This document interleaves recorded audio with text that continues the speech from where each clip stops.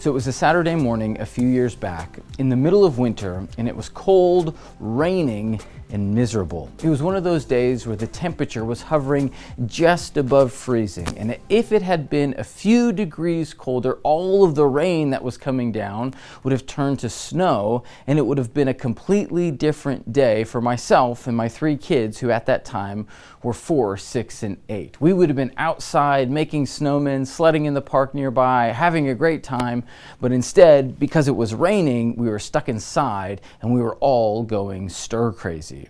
So about halfway through the day, I decided just to get them out of the house, to burn off a little energy, to go find something to do, and so we ended up going to the mall. I figured we could walk around and look at different things in the windows. We could go to the Lego store and play with the Legos that they had out on display, and so we did that for a while, and then eventually we found ourselves wandering into a Barnes & Noble. I thought this will be great. We can go grab some books off the shelves. We can sit around and read stories together.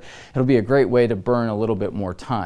But as we walked into this Barnes & Noble, my kids realized that this one had a toy section. And so like any kid would, they made a beeline for the toy section. And right away, they started bringing me all of these toys, asking the question, "Dad, can I have this?" And my response to them was, "No, not today. We're not buying anything today. We're not going to get any toys." But they were really excited and wanted to keep their excitement up. And so they switched their question from, "Dad, can I have this today?" to, "Dad, will you buy this for me for my birthday?" And since their birthdays, all of their birthdays, were months and months away, I just started saying yes to everything. Like, sure, I'll buy you that. Absolutely. I'll buy you that, and that. I'll buy you all of these things. And so they were just so overcome with excitement.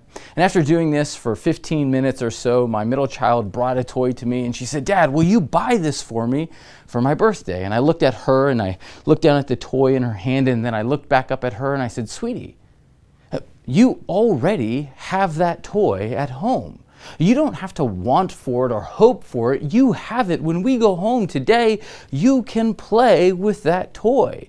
And she was just a little confused because she was overcome with excitement, and she just walked away saying, and then she brought back another toy and just kept the cycle going. But I thought to myself in that moment, how often do we do that same thing with God? How often do we look at all the things that are out there in the world, all the possibilities for all the things that we could go after, all of the while forgetting what God has already done for us, what God has already given to us? Peter will address this very issue in the start of his second letter. He says in 2 Peter 1, verse 3, "His divine power has given us everything we need." Everything we need, God has already given to us through Jesus Christ. He has given us everything we need for a godly life through our knowledge of Him who called us by His own glory and goodness.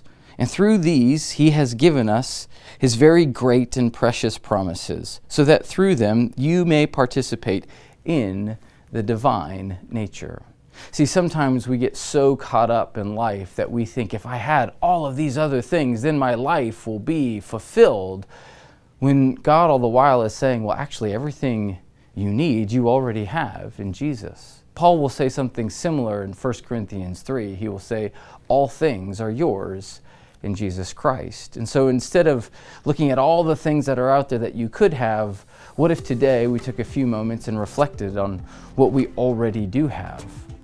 What if we reflected on all the ways God has already provided for us all that we need, and we practiced gratitude and gave thanks for those things? Perhaps it would give us perspective, and it would give us an increased measure of contentment to say, like, I don't have to go chase after everything.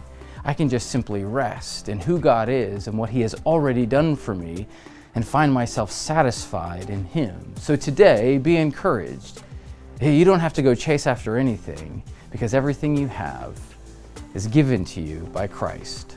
Everything you need is already in your possession. Grace and peace to you.